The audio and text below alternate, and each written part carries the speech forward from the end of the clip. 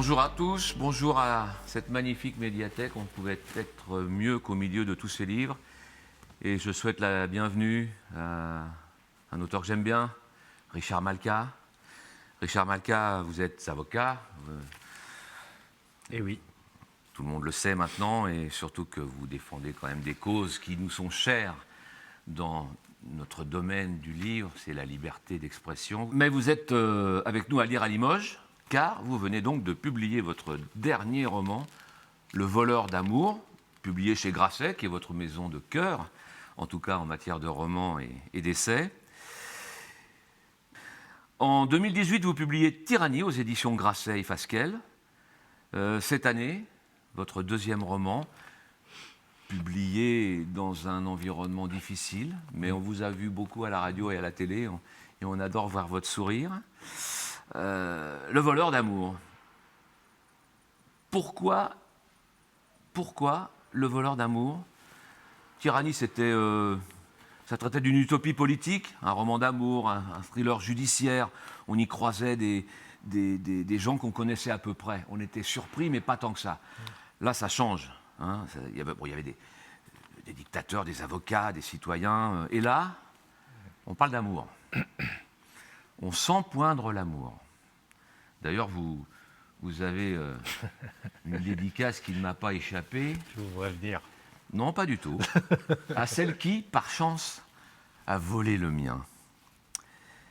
Je rougis. C'est ample, c'est vénéneux, c'est gothique, c'est noir. Vous traversez les siècles, quand je dis vous, votre héros, mais je pense que vous avez dû mettre une cape quand vous écriviez. Et vous réinventez le vampire. Et c'est là où le vampire change de liquide. Il se nomme Adrian van Gogh, ou Adrian Gott, au fur et à mesure des siècles et des pays qu'il traverse. Il se nourrit donc non plus du sang de ses victimes, mais de leur amour, du filtre d'un... Il leur vole leur amour. Et bien évidemment, il y a des morts dans l'histoire, et il accompagne l'histoire et les morts en tuant quelques-uns. Pourquoi, donc, première question, ce voleur d'amour? D'où ça vous vient, ça? Alors, l'histoire de ce livre remonte à un épisode tragique que vous avez évoqué, qui est celui de Charlie Hebdo. En fait, au moment des attentats, j'étais en train d'écrire Tyrannie, que vous avez évoqué, qui est une dystopie, mais un peu judiciaire. Donc, c'était mon premier roman. C'est toujours plus confortable de parler de ce qu'on connaît un peu. Donc, il y avait un volet judiciaire. Et puis, avec les attentats, je ne pouvais plus rien écrire du tout. Et pendant 6 mois, je n'ai pas écrit une ligne. Et ça me manquait. Et quand je me suis remis à l'écriture, avec une certaine urgence, ma plume était devenue tellement noire que ça ne collait plus avec le début de mon roman. Et donc, j'arrivais plus à retrouver la musique du roman que j'avais commencé. Donc, je me suis dit, je vais écrire autre chose. Et ça a donné une petite nouvelle à l'origine, très sombre, très ténébreuse, dans un univers gothique que j'aime. Et il a fallu que je finisse cette nouvelle et que je mette toute ma noirceur accumulée sur ces pages-là pour pouvoir ensuite reprendre mon premier roman. J'ai laissé cette nouvelle reposer pendant quelques années, j'ai pu finir Tyrannie, et puis je l'ai repris, et ça a donné Le voleur d'amour. Alors pourquoi cet univers? Parce que dans un premier roman, encore une fois, on se rassure un peu, on va vers quelque chose qu'on maîtrise. Et puis dans le deuxième, on va dans son univers intérieur plus profondément. Je pense que c'est ça le chemin d'un écrivain, c'est de creuser toujours plus profond en soi. Et là, celui-là, en réalité, à mon avis, est beaucoup plus personnel. Il correspond beaucoup plus à mes univers imaginaires. On est dans une fable, dans un conte un peu fantastique, mais en réalité à peine. Et on traverse les siècles, on traverse l'histoire. C'est une occasion aussi pour moi de m'amuser avec les événements historiques, de dire aussi ce que j'en pense, ne serait-ce qu'en quelques lignes, parce que l'important, c'est quand même l'histoire d'amour et l'épopée, l'aventure. J'ai aussi aimé raconter à la manière un peu des contes des Mille et Une Nuits.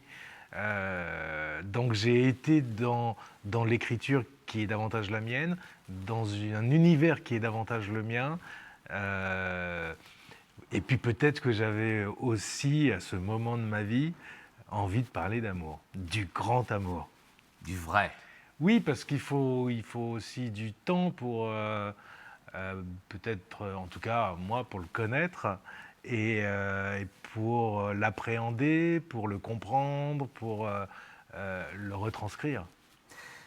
Et dans toutes ces problématiques et dans toute la complexité que pose le grand amour, sa conjugaison avec la liberté, le refus que l'on peut avoir de cet amour, la complexité, parce qu'on peut être en même temps, au même moment, c'est ce que j'appelle l'amour quantique, on peut être amoureux et pas amoureux.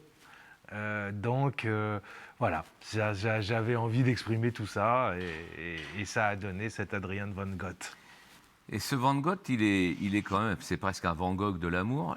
Il vole les hormones de l'amour, de la jouissance, et il devient immortel. C'est-à-dire qu'à chaque fois qu'il sent ses forces s'amenuiser, il a besoin d'embrasser pour aller au plus profond de l'être qu'il embrasse et découvrir ainsi, très souvent, non pas des bonheurs, mais des malheurs.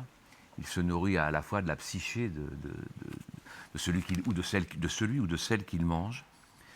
Il y a de l'inceste, de la luxure, de la cupidité, du blasphème. Vous êtes amoral, Richard.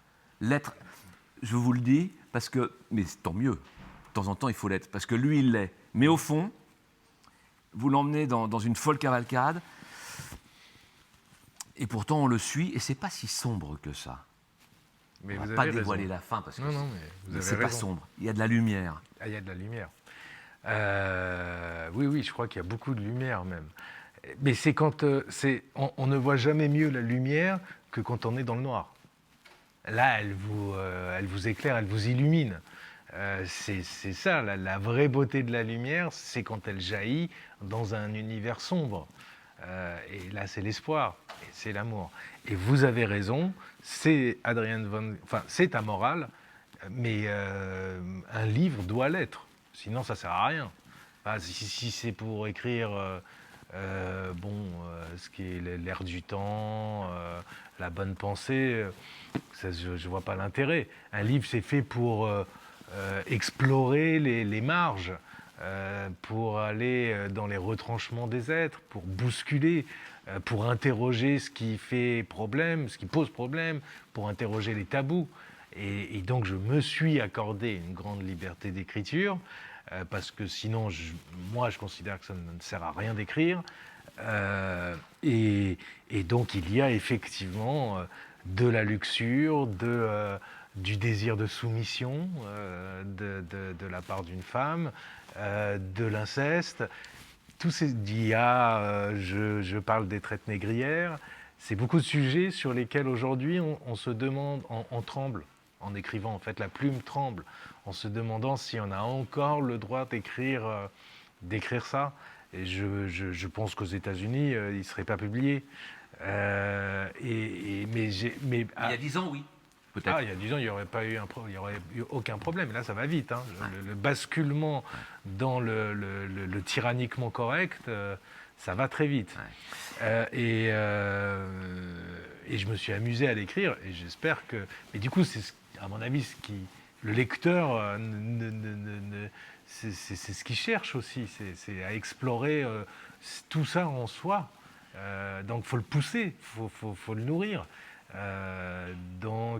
Mais c'est vrai qu'à quelques reprises, je me suis dit, oulala, est-ce que ça va pas être mal interprété? Est-ce que je vais pas déclencher quelques polémiques, me faire lyncher sur les réseaux? Maintenant, on est obligé de se poser ces questions-là. Adrien, il dit, l'amour peut se décider, jamais le désir. Le désir, c'est animal. Ça ne se décide pas. C'est comme ça. L'amour, il y a une part de raison quand même. On peut... alors, c'est pas forcément le grand amour, mais on peut considérer que telle personne correspond aux critères que l'on recherche, à ce qui est important pour soi, et se dire qu'il faut l'aimer. Alors, et se marier, et vivre ensemble, et continuer à vivre ensemble, parce qu'il y a une communauté d'intérêts, et qu'il y a une attirance intellectuelle. Bon, mais le désir, c'est bestial. Au début du roman, un grand amour arrive, et à la fin de son périple, de ses aventures, un autre. Est-ce le même? On ne sait pas. Et pourtant, il ne les réalise pas. Non. Bah, alors, Il n'y arrive pas, il n'y arrive ou pas. il a peur de par son pouvoir Oui. vampire, en fait, de les tuer, quoi. Oui.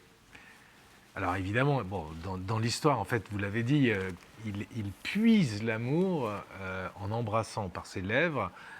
L'amour, il y a une équation qui se résout de manière hormonale. En réalité, l'amour, ce sont aussi des hormones.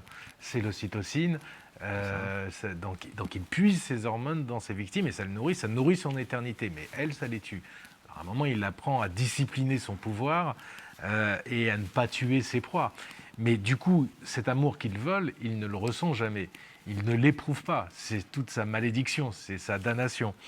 Mais évidemment, c'est un peu métaphorique. Enfin, au premier degré, donc j'ai revisité le mythe du vampire. Mais parfois, quand vous croisez l'amour, d'abord, vous pouvez avoir peur pour vous, et donc ne pas y aller, le refuser, parce que c'est inconfortable, l'amour.